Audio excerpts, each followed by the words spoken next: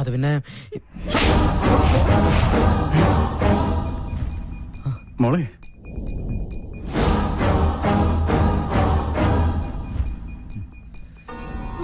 Madam, ഈ സാറല്ല, അവനാ ആ തോട്ടം നനയ്ക്കുന്ന പയ്യൻ. ഈ സാർ വന്ന് പിടിച്ചപ്പോഴാ ഞാൻ പോലും കാര്യം അറിയുന്നത്.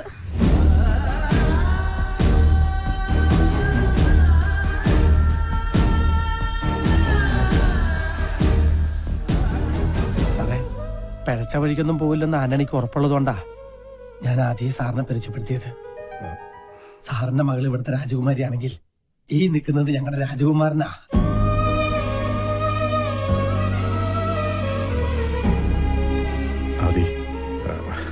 എന്റെ മോള് സാറത് കാര്യമാക്കണ്ട.